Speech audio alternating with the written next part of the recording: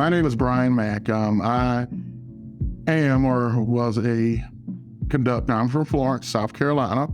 I had, or well, rather 17 years in with CSX Transportation. Of course, I was a freight conductor.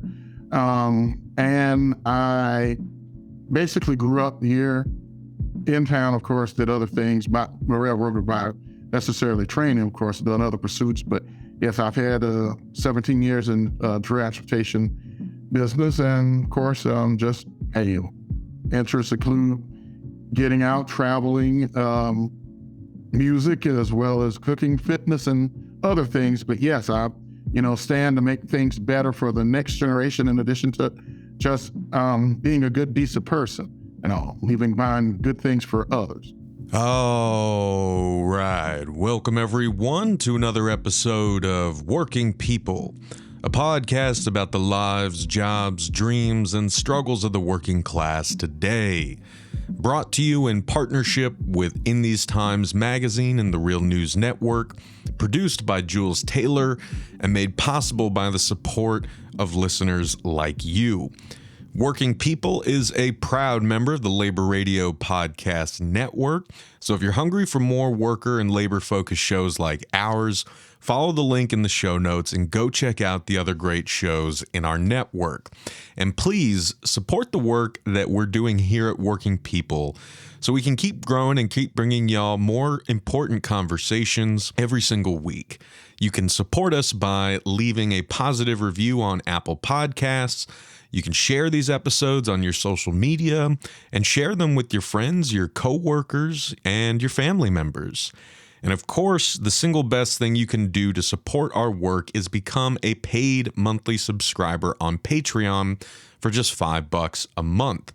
If you subscribe for $10 a month, you'll also get a print subscription to the amazing In These Times magazine delivered to your mailbox every month. So just head on over to patreon.com/workingpeople. That's patreon.com/workingpeople. Hit the subscribe button and you'll immediately get access to all the great bonus episodes that we've published over the past 5 seasons of the show. And we've published some really great bonus episodes recently for y'all to take advantage of if you are a Patreon subscriber. My name is Maximilian Alvarez, and I am so grateful to have Bryan on the show today. As you guys know, we have been relentlessly covering the crisis on the nation's freight railroads for well over a year now here on the podcast over at the Real News Network. And I've done some coverage on my segment at Breaking Points as well.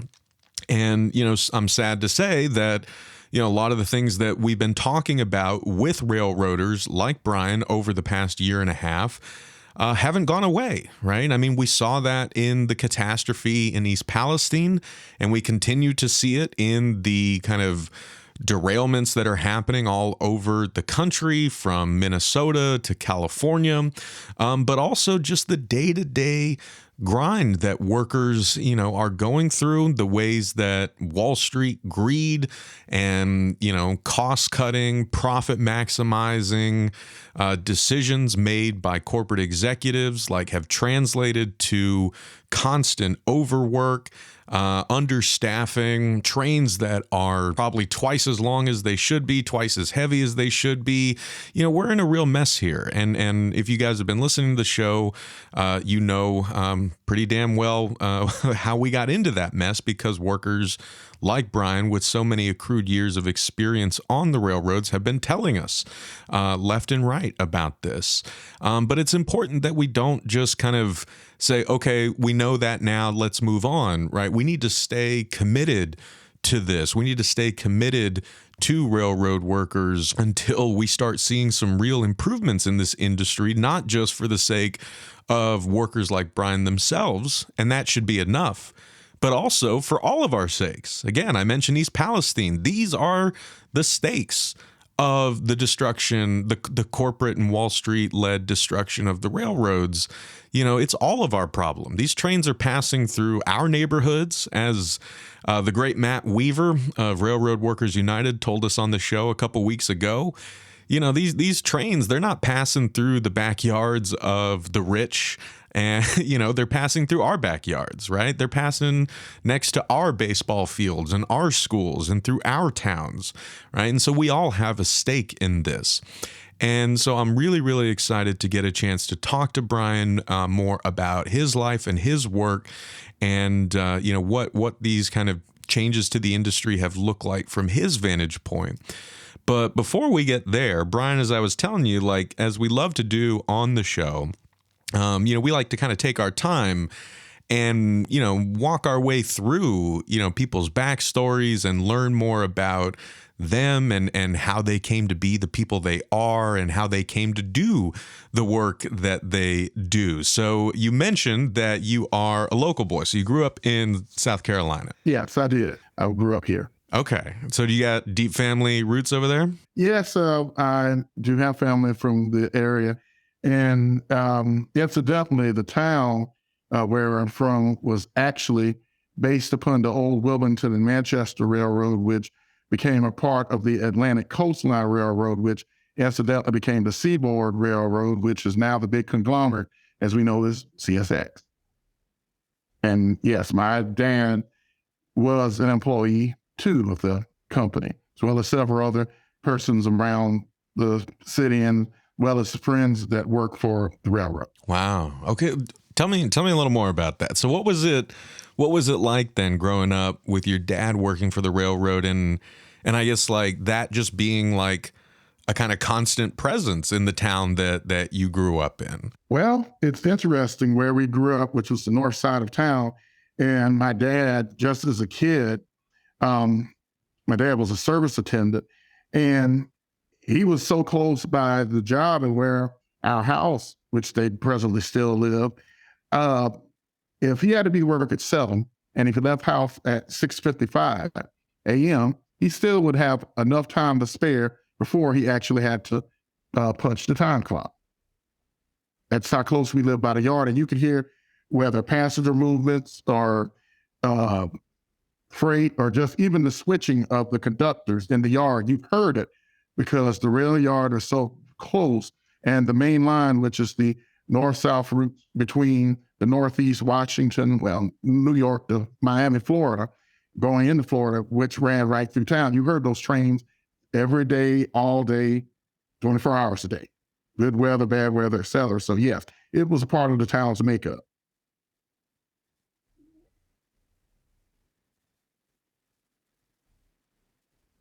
Well, it's small. I mean, it's just my parents, my dad, mom, myself, and I have a younger brother.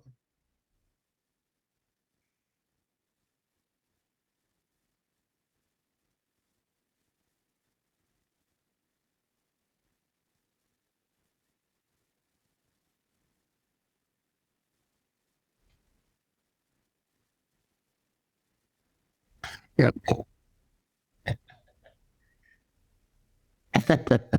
Well, I'm glad you asked that.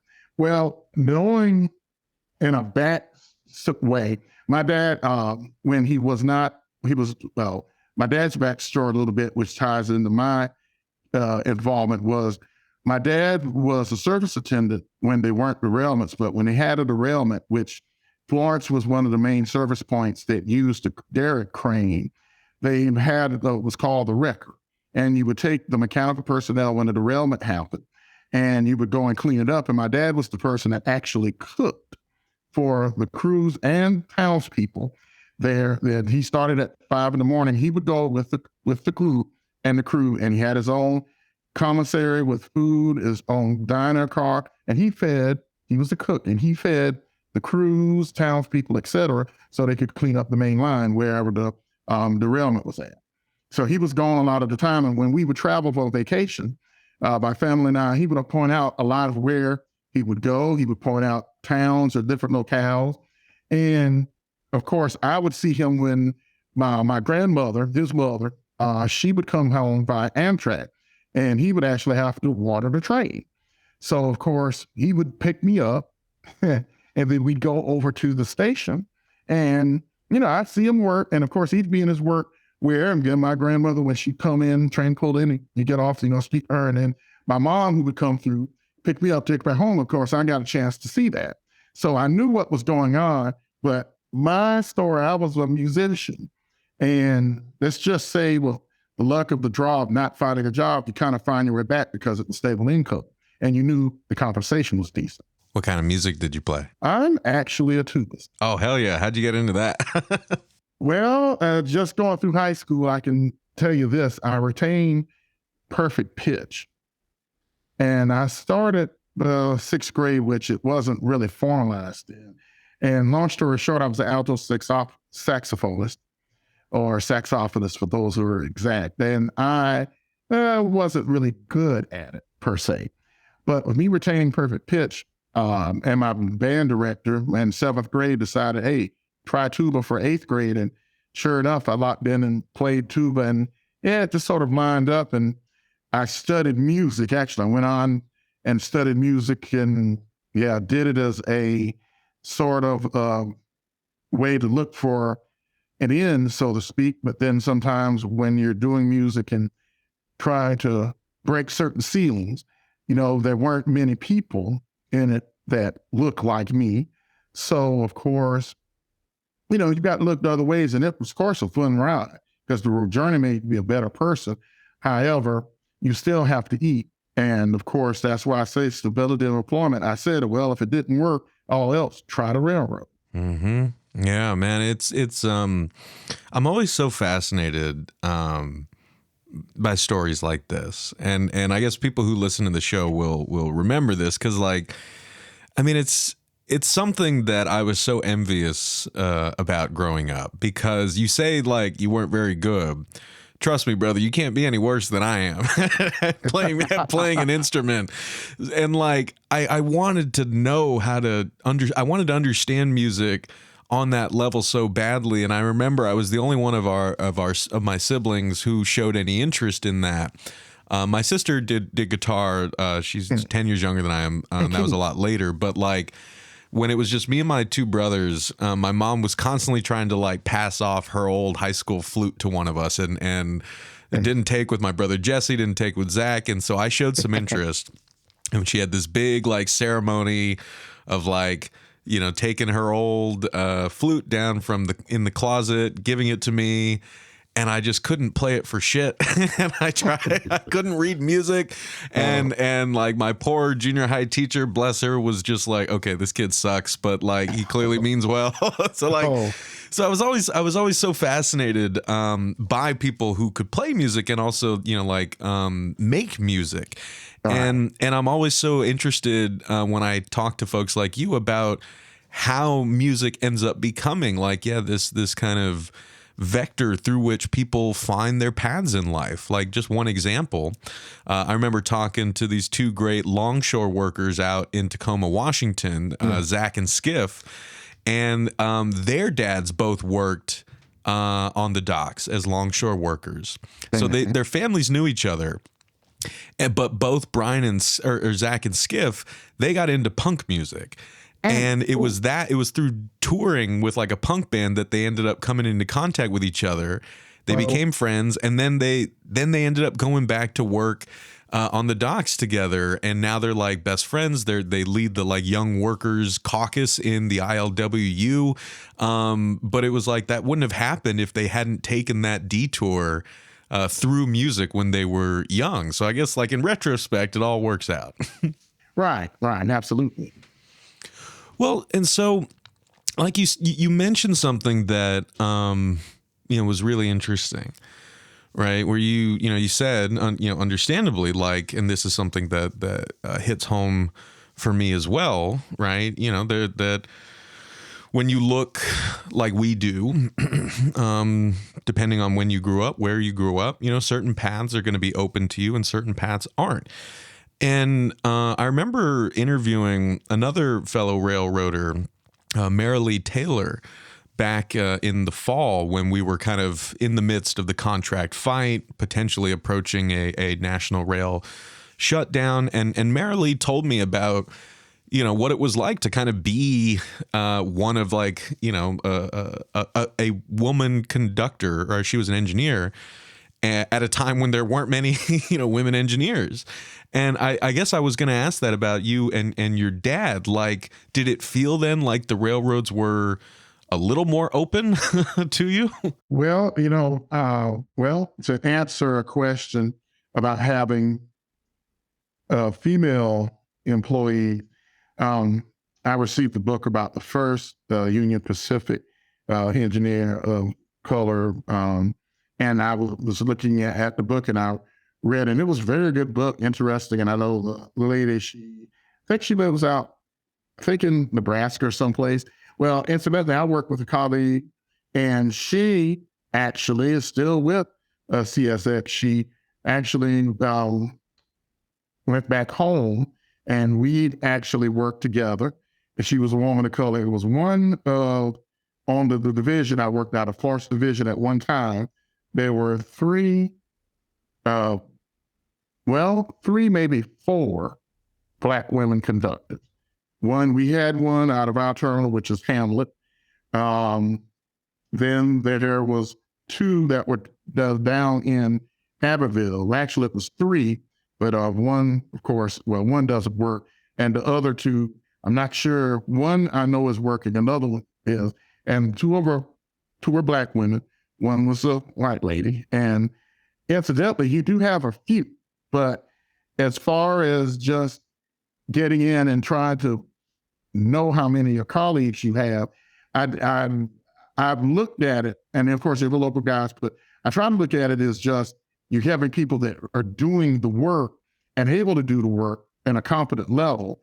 And of course, I knew, the things that my dad did, that job disappeared. And of course, automation and a few things, but then having to do the work of trying to fit in and figure out your niche. Yeah, you were kind of pigeonholed, so to speak. And that's why I tried to come in with it and looking at it, well, take the best opportunity, learn and work with what you've got and move up. Incidentally, just to take all you can and do the best of what you've got, with what you got, rather. Yeah. And I mean, it makes sense because like you said, like this is something that railroad workers have been telling me nonstop, right? Is that like, it is a good job, right? I mean, it's like one of the best blue collar jobs you can find in terms of the pay, in terms of the pension. I mean, that's why, so many folks for so many years, if you were vested in the railroads after like 5 years, you're pretty much in for life. And like this, it's been so sad to hear workers tell me that like it doesn't feel that way anymore, and they're seeing people with 15, even 20 years like leave the industry altogether, or maybe they'll kind of run to passenger service as kind of like a refuge. And so I know that we're going to kind of start tracing that over the course of your career, like how you've seen the industry change and what it looks like now. But I guess before we get there, let's focus in on that time when you hired out. So when did you hire out on the railroads? I decided after trying my hand at the public school or so, it was the end of war 2004, about December 2004. I've done part-time stints and I taught public school a year, by the way, and of course, dealing with not so competent administration toward the end of 2004. I decided for that following year, 2005, I said, let me just try something different and let me try to get some stability, because I was almost 30 then. I had my graduate degree, in addition to taking auditions, which I didn't get that playing job, and I didn't want to go on to pursue doctoral work, incidentally, because I do have a master's in tuba performance, incidentally, a master's of music and performance. I decided, well, let's just try something to see if it would get me compensation. So I've heard CSX was hiring, and with my being from Florence, I knew that there was going to be a long wait, because in this area, and this region where I'm from is called the PD region. And yes, so if you see the PD swamp, that is actually accurate. PD region or PD swamp, the Great PD River.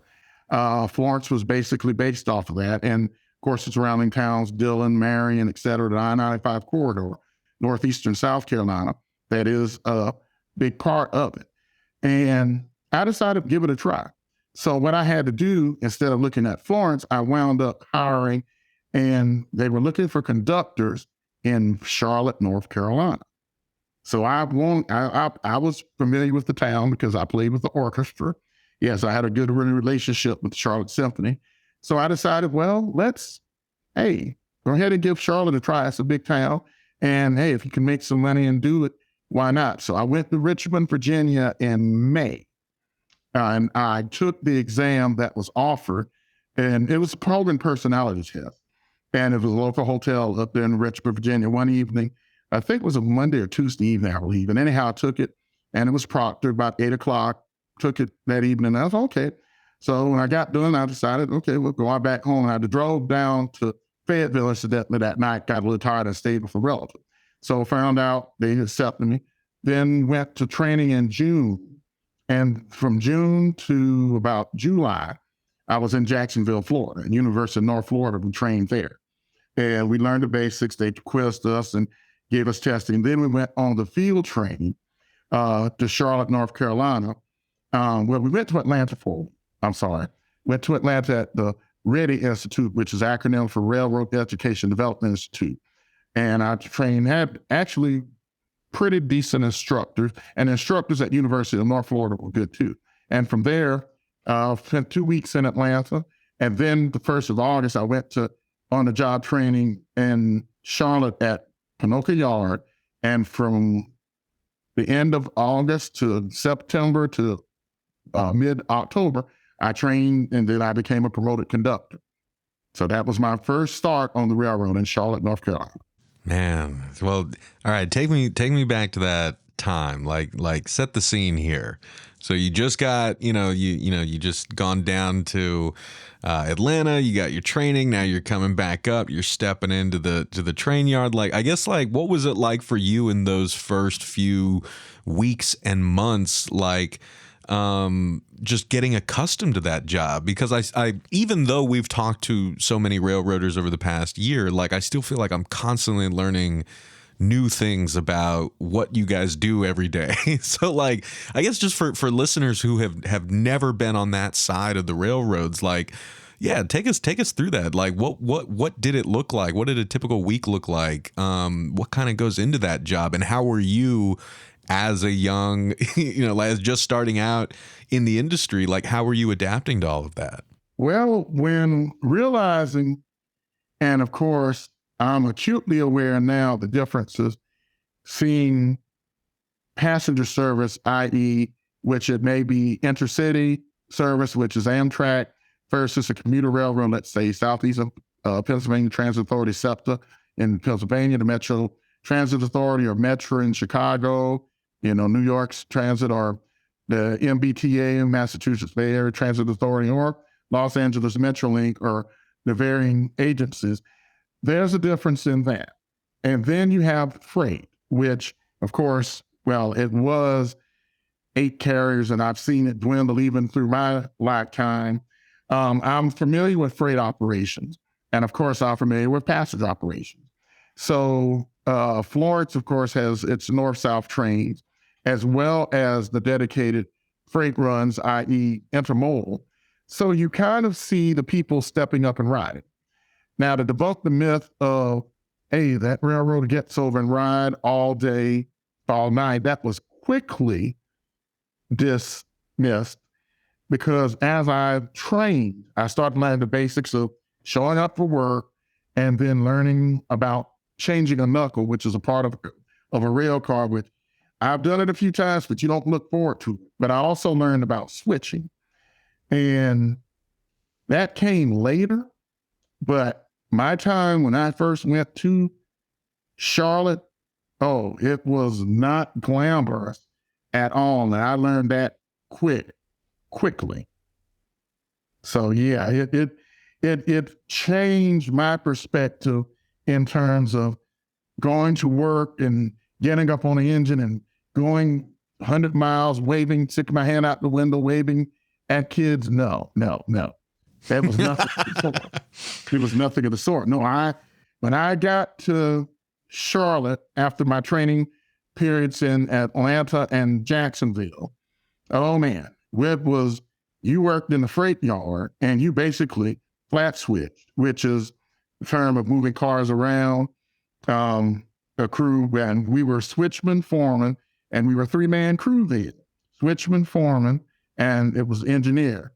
And you basically worked in the yard, and you may have serviced the customer, industrial customers, which dwindled, even as my career started back in July 2005 to where we are now. But no, it was on the ground, and we worked outside, whether it was hot. Oh gosh, and that was a little bit later, but I can never forget the summer of 2007 when it was really hot, and they cut the crews back to one person on the ground, i.e. the foreman. I was a yard job, so I was the foreman, and I had an engineer on the cab, in the locomotive, and we were servicing industry in 107-degree heat. Yes. So that became a little bit of I'm in this and it's okay, but yard job money, it was not glamorous. And no, it wasn't this big, large allotment of money that you were used to seeing. You weren't waving at kids, and I also worked a good bit of nights. Oh, now, because you're working daytime? No.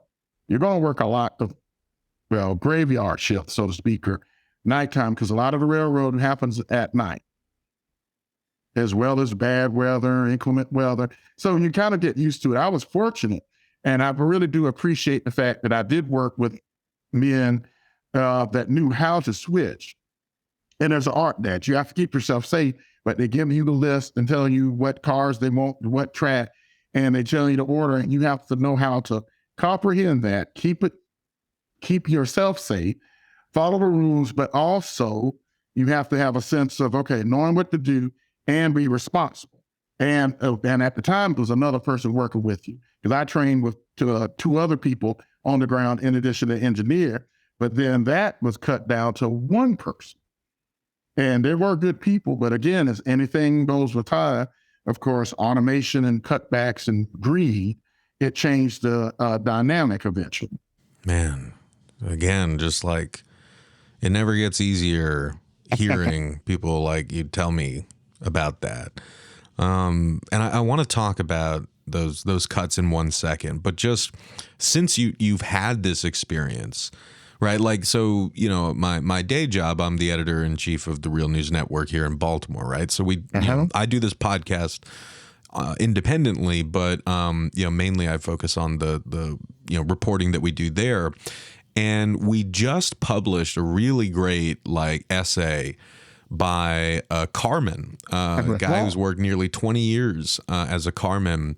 And oh, yes. Yeah, and he was kind of writing about East Palestine from the perspective of a carman, and was describing how, especially over the past 4 to 5 years, things have changed on his side of the tracks, and what that means in terms of I guess for everyone listening, the carmen these are the guys inspecting the rail cars, right? And so, they're crawling all over these things. They're checking out the bearings. They're looking at the axles. They're looking at up and down, top, bottom, side to side, right?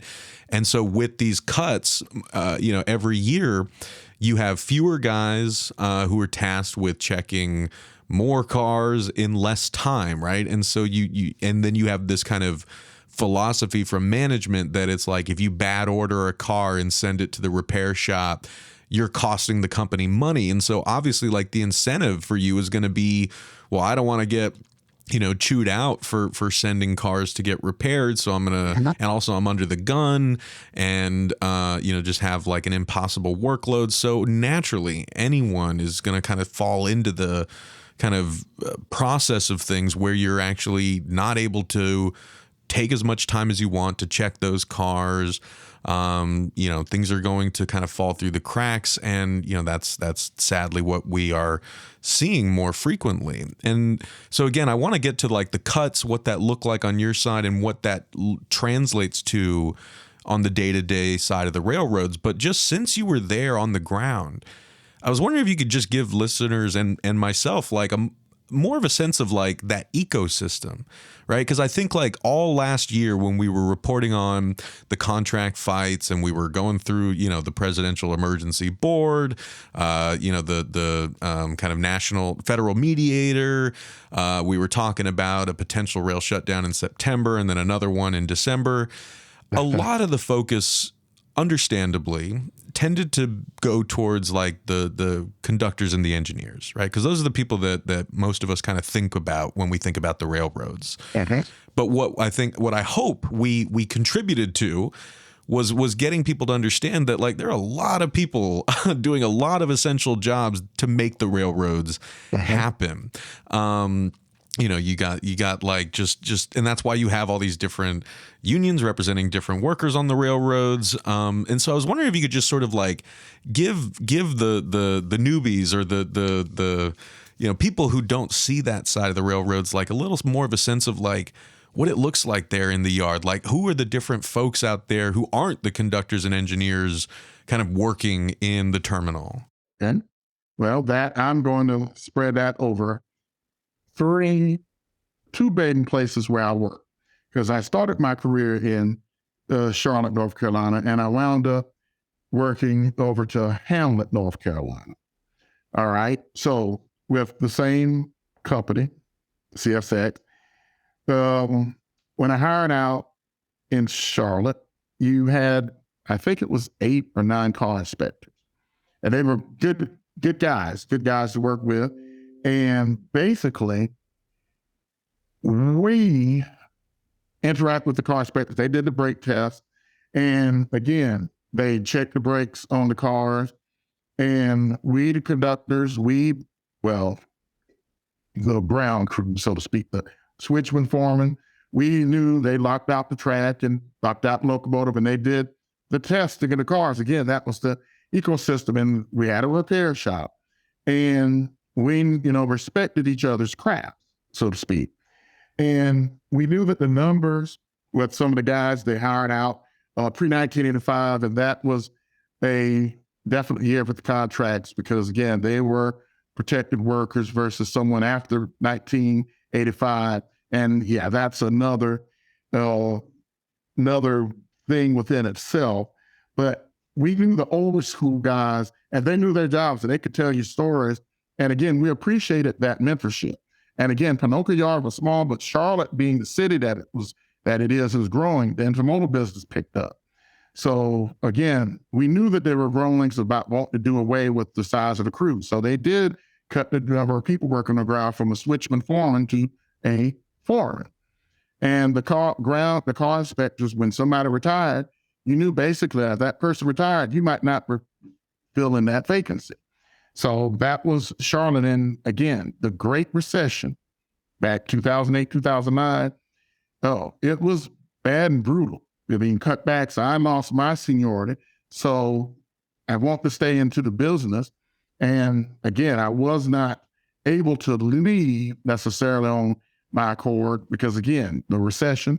So I decided, go and try my hand over to the class yard, which was the Hump Terminal facility, the classification facility in Hamlet, which is about 75, rail miles, 85 miles from Charlotte. And that facility, car inspectors, you have 2 yards. Oh, yes, it was a big facility built under the Seaboard Airline in 1945. 1954, 1954. And I went there. That was where it came traveling and learning territory. And the guys, of course, taking trains of freight over many more miles. And of course, you're dealing with the signal railroad. And you saw the car inspectors. You also saw mechanical maintenance away, signal maintainers. And those guys, incidentally, you become friends with those guys because they're part of that infrastructure there. You've got signal maintainers. They work on crossings and additional signals and the defect detectors. That's the big thing too. Maintenance away, whether they're track inspectors who inspect the rails, particularly when it's hot, but also check the rails for maintenance. Um, Gosh, you also have people that work, if you're in a classification facility, that work on the retard. So all of that, and welders, car inspectors, and Hamlet handled sometimes 2,000 and 3,000 cars. Actually received more, 10,000 up in a few shifts, and that had to be processed. So yeah, that was an eye-opening, being able to work there too. That's when I really got to travel, when I went to Hamlet in 2009. So yes, my career did, and I was out of work when the Great Recession hit. Well, basically about 4 or 5 months, and really I qualified in Hamlet. So yes, I then left Charlotte and went east and worked out of Hamlet, and that's when my career picked up. And a lot of my colleagues that I hired out in Charlotte actually came over to Hamlet. Wow, man, I could talk to you for another hour about the recession and that whole time period, because in a lot of ways, that's where like this show and my trajectory kind of started. Because don't worry, listeners, I'm not gonna make you guys listen to the story another time. But yeah, man, I mean, we lost everything in the recession. We lost the house that I grew up in. Like, this time, 12 years ago, I was a temp working in warehouses and factories back home in Southern California, and like didn't know what was going to happen, and I could just see and feel in myself, right, like how depressed I was, how depressed my dad and my mom were, and kind of how we were all holding that inside and blaming ourselves for a worldwide recession that was impacting millions and millions of people and families. Right.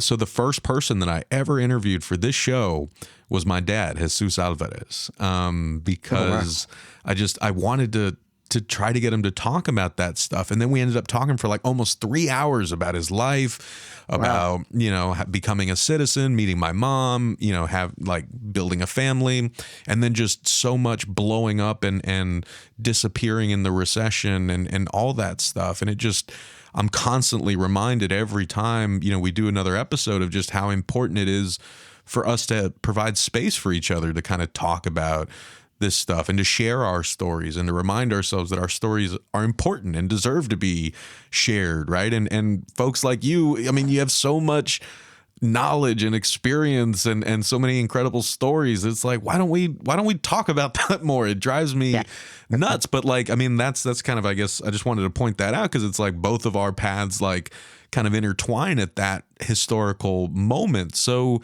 talk to me then, about what happened afterwards. Like you said, you were kind of out of work for like maybe 4 months, and then things kind of picked up. So what happened then?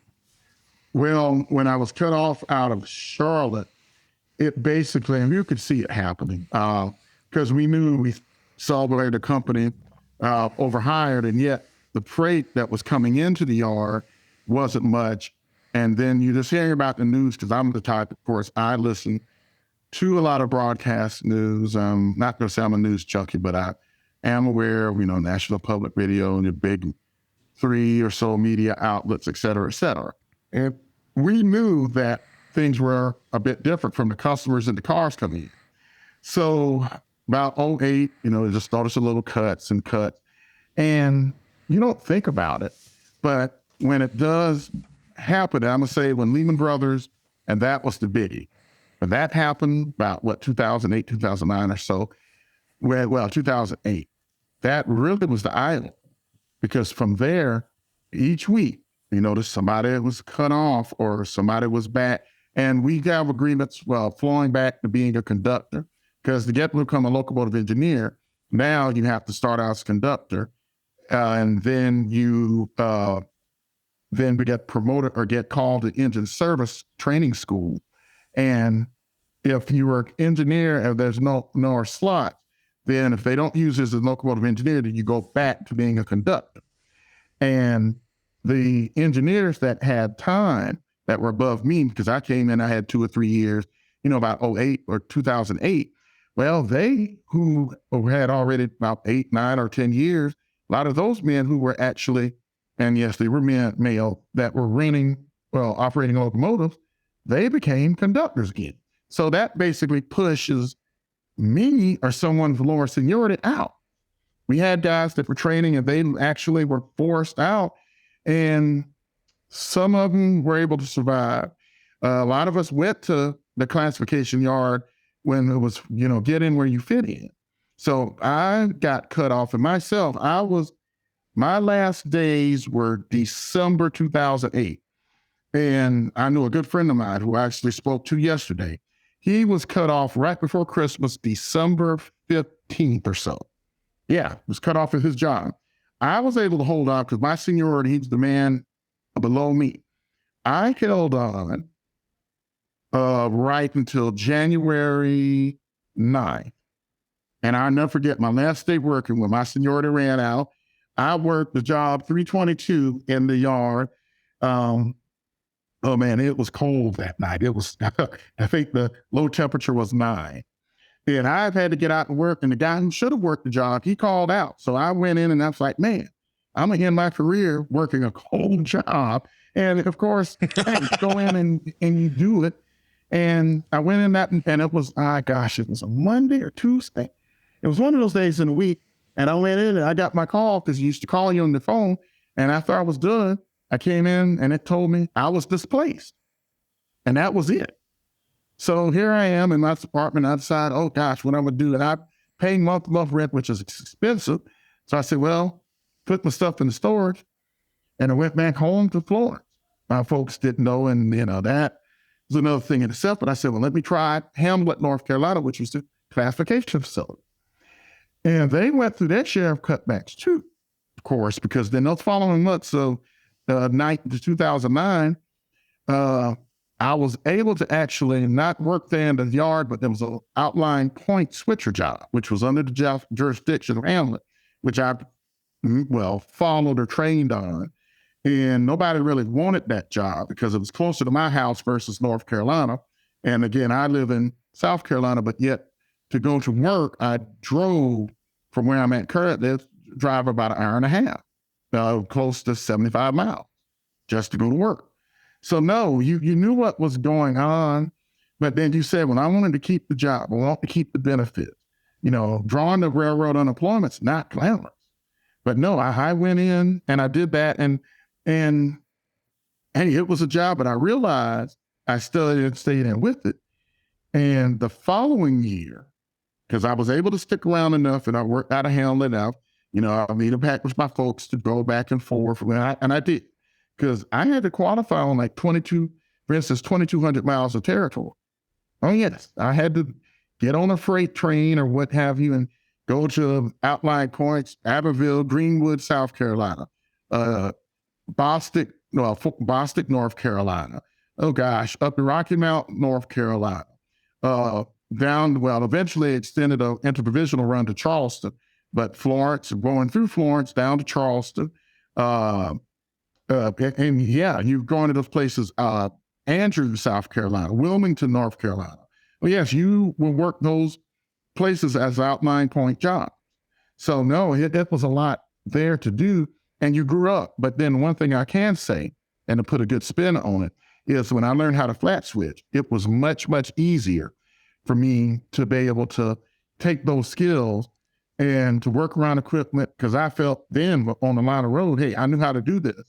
And that was a big part of me fitting in, going to Hamlet. So yeah, it was about easy. Well, and what this also kind of makes me think, right, is that we've heard a lot about kind of the introduction of precision, quote unquote, I'm using air quotes here, people can't see me, but the quote unquote precision scheduled railroading. And I know that this concept has been around for a while, like since like the 90s, I think, but it really kind of took off in earnest in recent years, right?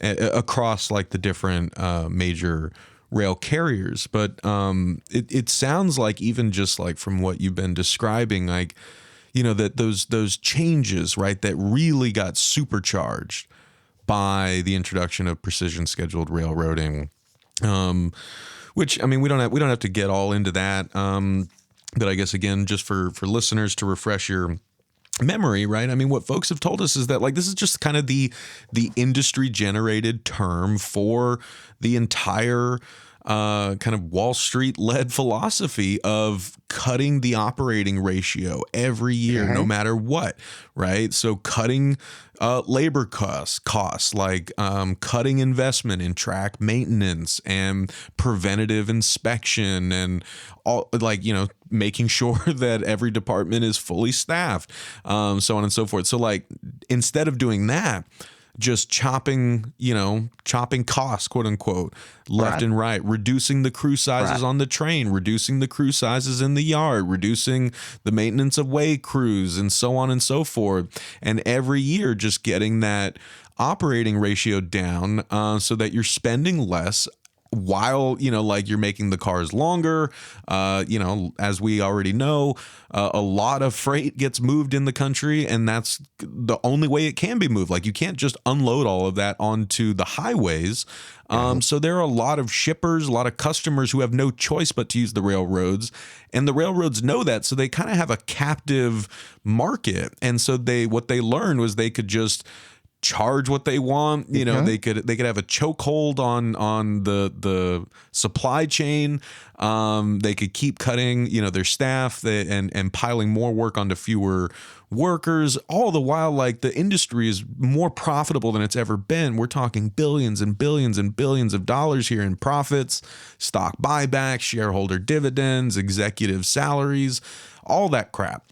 And so the reason I kind of go into that, Bryan, is just because it sounds like, you know, what you're describing is like you could see these changes like taking hold like long before, you know, the precision schedule railroading like really became like the name of the game in the industry. Am I reading that right?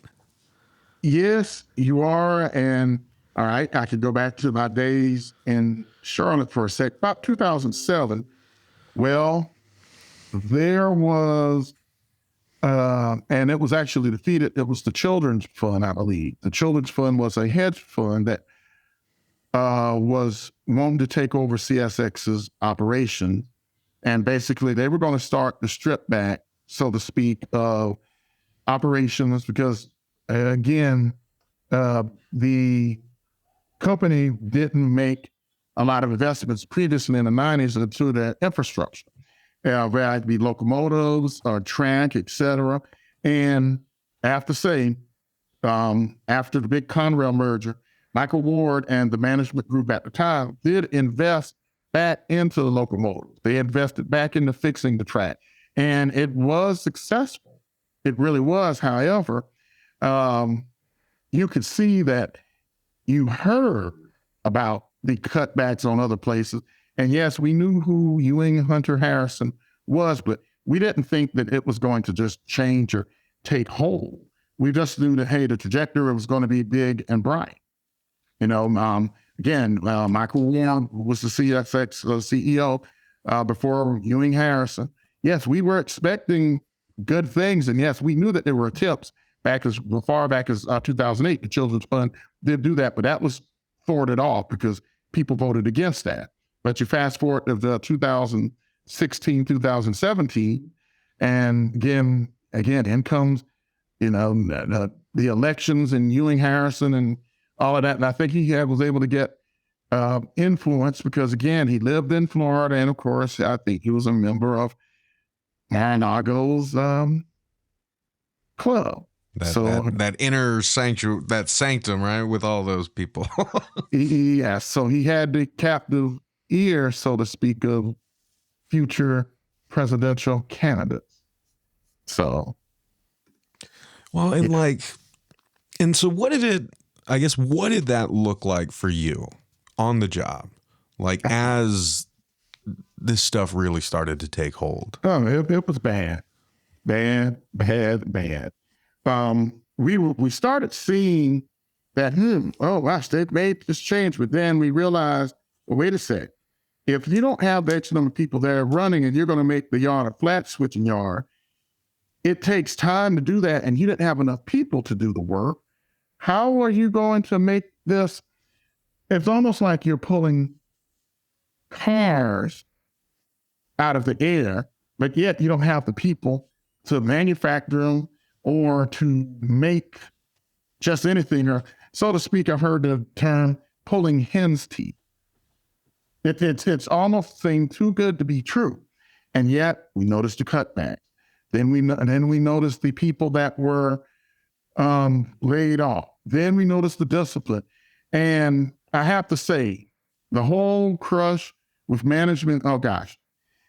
And I have to say this, the sociopaths, and I use that term, just of all of the people that they've had in, it's been just terribly mismanaged, and nobody knew what was the focus.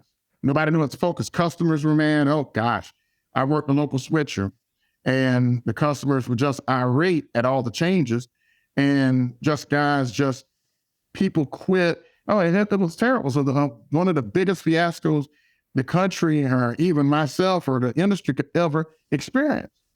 Just terrible.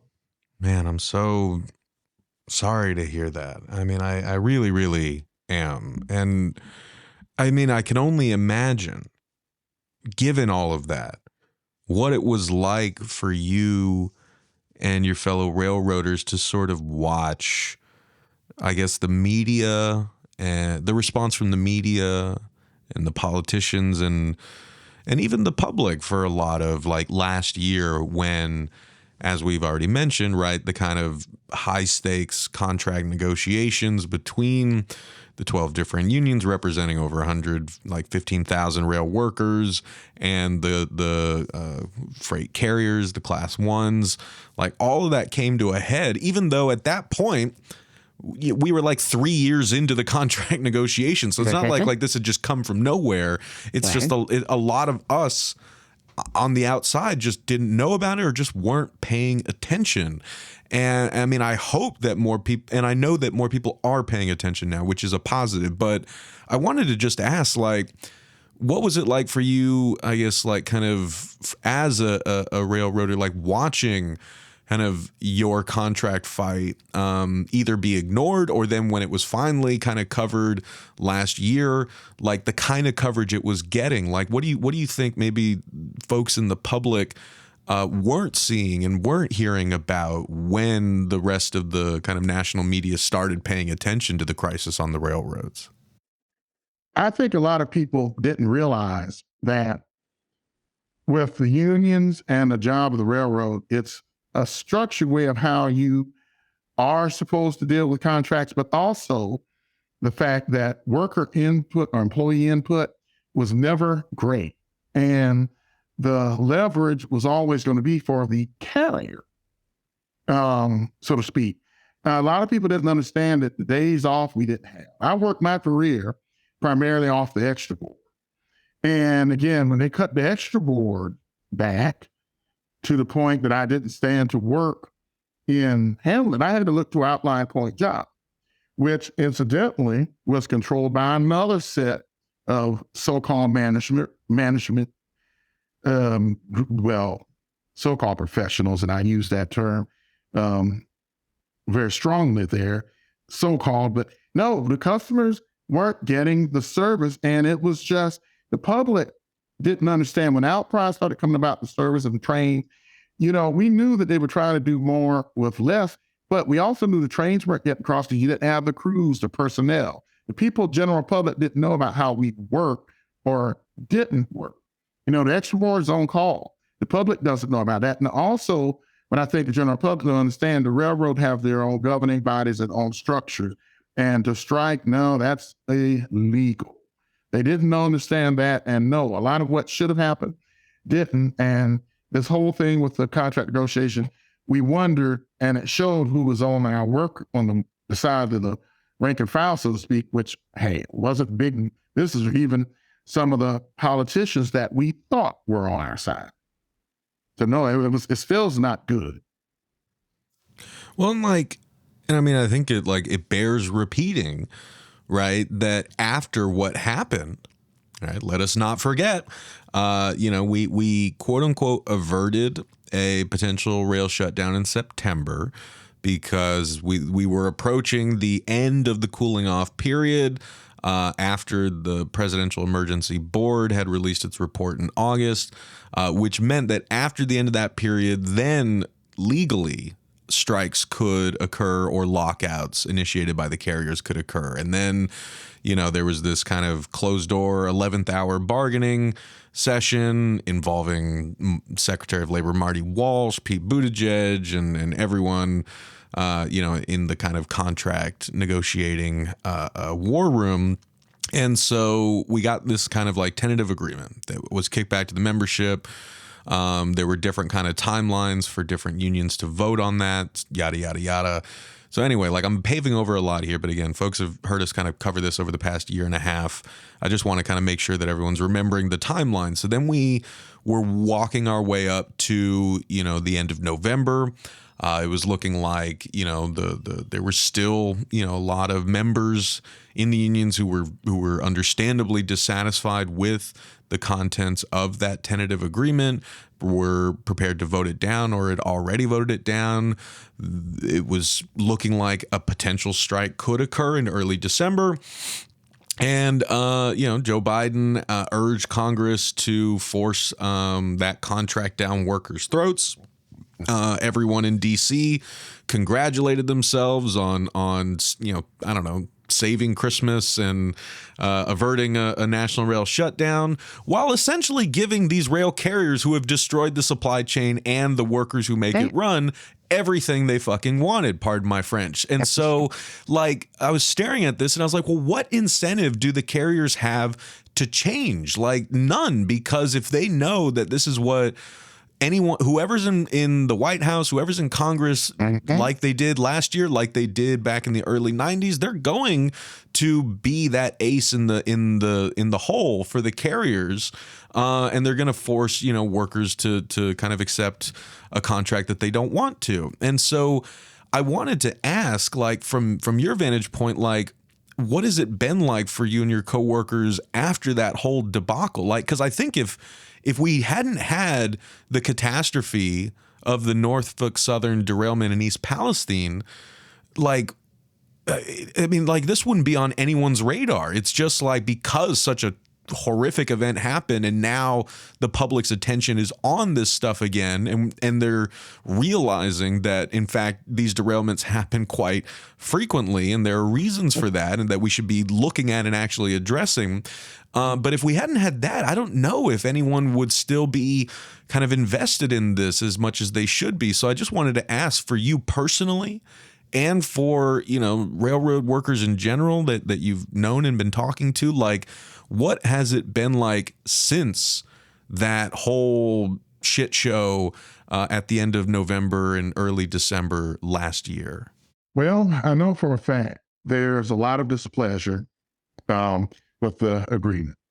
I can tell you that my colleagues looked at that contract and said, God, no days off. They were displeased when the first round of talks, so to speak, with the bargaining board, they were upset with that because what it was, they felt that, hey, they ignored, again, time off, the pay rate, well, the amount bargained for, well, it shouldn't even be bargained. It's just, should be the pay raise was low. They wanted like 20 or 45%, something like that. You didn't get that. And again, we're going through this record inflation and we still work through the pandemic. We still didn't have changes to the times off, vacation, et cetera. And yet you're still cutting people and you needed a bunch of people. But then you didn't focus in on training. The training, and that's another thing. It's just the people that they tried to hire, oh gosh, they didn't a bit more know what was going on than the man in the room, because not only they're not trained, but they're not doing the protocols of working, thinking about what you're doing, paying attention. You mentioned derailments. Well, if you were, let's say, switching your car out, just use it as an example, you would know that if you got to go into a track, and if you're putting cars into the track, and it's, let's say, off a control track, there's going to be a switch that you have to line. Then you also going to have something called a derail. And that's a device, or whether it's a device or a cutout person on the track that's going to keep a train on the track or derail it off just in case. It's kind of like an insurance thing. The make sure you're not going to cause much damage. Well, the guys or the new hires didn't know how to do that. Also, they did not have a clear sense of keeping themselves safe in terms of equipment or switching out equipment. You're moving around cars and things. And what I say to that is if you're not keeping the knowledge of the old guys who got 25, 26 years in or more, and that they leave, well, who's going to pass on the knowledge to the people that you want to hire? I think before this precision schedule railroad, and I'll return the mic back to you, is we had guys that could have passed that knowledge on. But instead, when they cut back the first round, those guys were gone.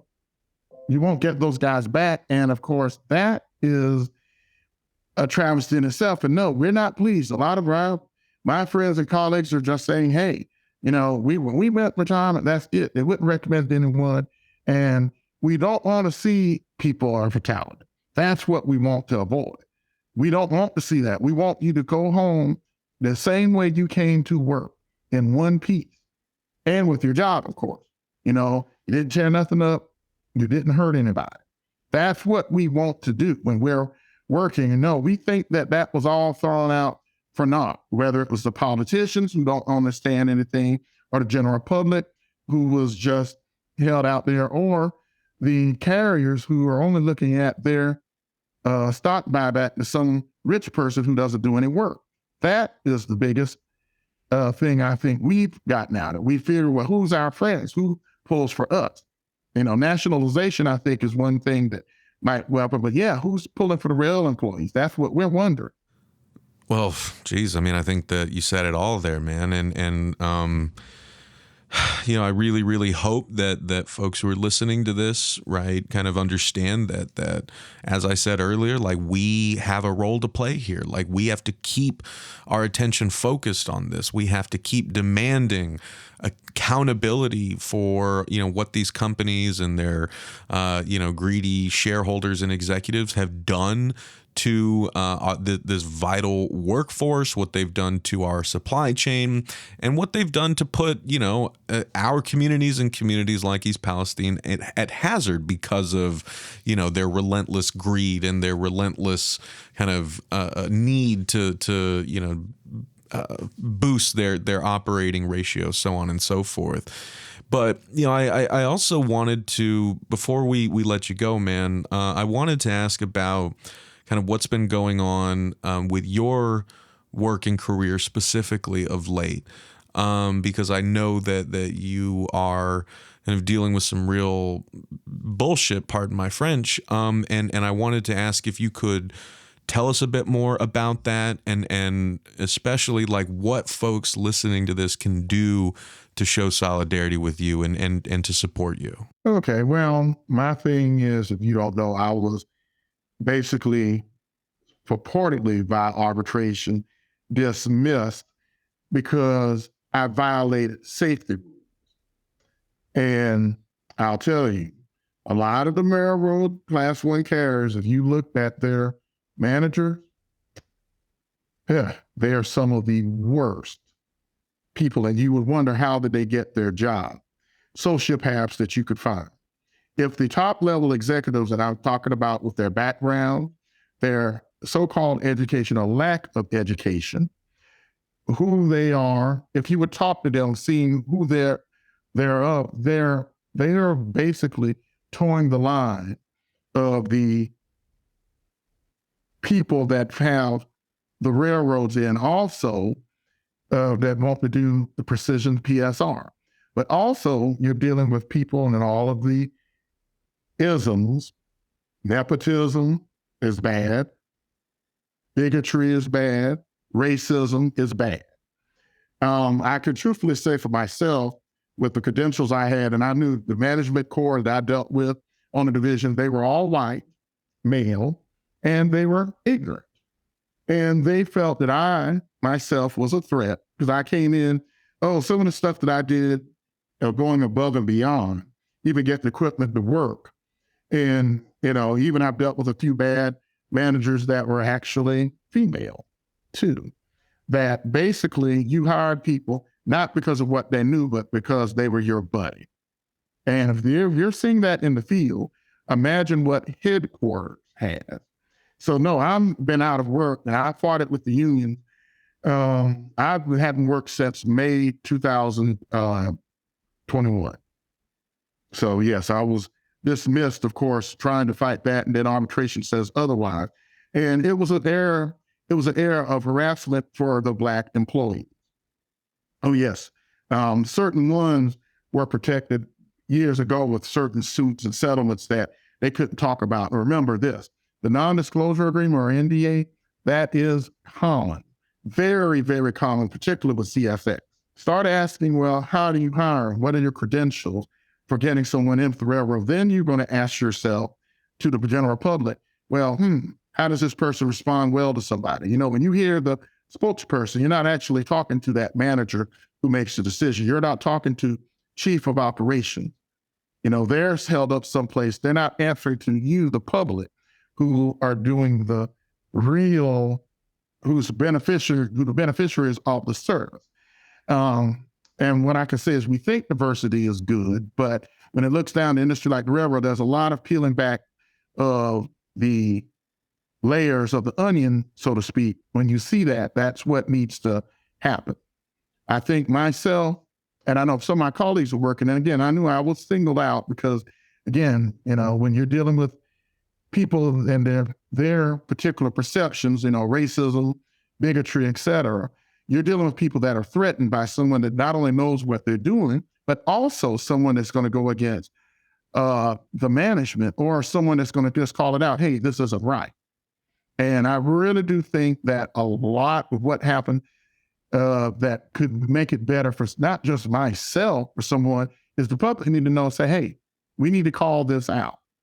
I wish people could get the human resources of the railroads to see, well, wait a sec, you might have one or two people of color in on this other job, but who's actually doing the work? What's been your hiring?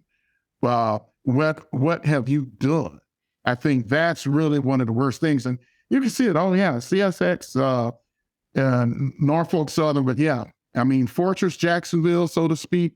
Oh yeah, there's a lot of things that they will not tell you there. And I think myself, hey, if anyone's listening, I will tell you this. When they do listen, hey, I don't think I want to do is do my job, get my job, go back and go and forth and do and work to serve the greater good. That's all it should be. Not because you're figuring that I did something wrong. You've got some pent up phobia or fear because of someone that looks like me or something that you took from years ago. No, we all, my friends and I, became into work. And yes, it was bad harassment. It was bad harassment. My colleagues, that are of color can tell you some stories. But again, it gets swept under the rug and you see it, and yet no one does. I pay. You're talking to a person that has a master's plus 18 hours, and yet I was never promoted as a dispatcher. Yet I was never told, hey, go into transportation. No, and it wasn't because I worked badly, but it's because I dealt with sociopathic management that kept in the supremacist attitude that if I'm hiring my friend or my buddy, we're going to keep everything in check, and everything in check here is what's led to what we have now. Man, and it's such a powerful kind of statement that I would normally end the episode there on that final word that you said, because I want people to really sit and think with that. But I couldn't help but hop back in because I'm thinking about the story that you shared at the beginning, right? With your dad working on the railroads and during derailments, being there with cooking for everyone and cooking for the people doing the cleanup, the crew, and and even then, like you said, still, they're dealing with, a lot of kind of racist problems in and beyond the railroad industry. And it's just when I think of that scene that you described with your dad and your grandma, right? And that the way that we handled derailments then, and how often derailments happen then compared to now. I'm just really struck by that. And I guess I just wanted to sort of ask, like, by way of kind of rounding out, like what do you think has changed for the better in that time? And what do you think hasn't changed at all? Well, I think overall for the industry, I think you've got people that care, that know what they're doing. They actually care about their job. They come to work, they take it seriously, they go above and beyond. I mean, I just saw it even myself working my years. Gosh, me and my colleagues that I worked with, we showed up. My attendance, I have one of the best attendance records, and I'm not ashamed to tell anyone that. I have one of the best attendance records. I didn't take off other than when I needed to. I've always showed up, didn't use time, didn't mark off or anything, so to speak, unless it was a bad weather condition or something. But no, I showed up, operation, went above beyond, bought the equipment in, and I think the training was better, but then now even that has been laid way to the side. But also, I think we've got to ask ourselves, hey, the next generation is not going to do some of the things there. Let's look back and say, do it better, but also, hey, we're not in it for greed, but rather the greater good. If you want to get good treatment, hey, treat people like the way you want to be treated. Look at the employees, not as workers, but as colleagues, and maybe like even your own children. You're showing benevolence to them. That's how I would see. That's how I see. I think that's what should be improved upon and focused upon. The thing I could tell you is just, if you talk to some of the people that, whether they're conductors or mechanical personnel, signals, etc., hey, you hear their stories. They're the people that want to work. Then, whether it's an isolated locale, they want to do the right thing, and they know that the job is a good job. But hey, allow them to do the work to keep the public safe. And not only that, allow them to do what's necessary to keep the trains rolling. I mean, something may happen, but the people deserve better, the public. But not only that, if you've got your infrastructure there, hey, let's do it for the good of everybody. I'm thinking more win-win, but yeah, we've got to, hey, do better. If you know better, you can do better, right?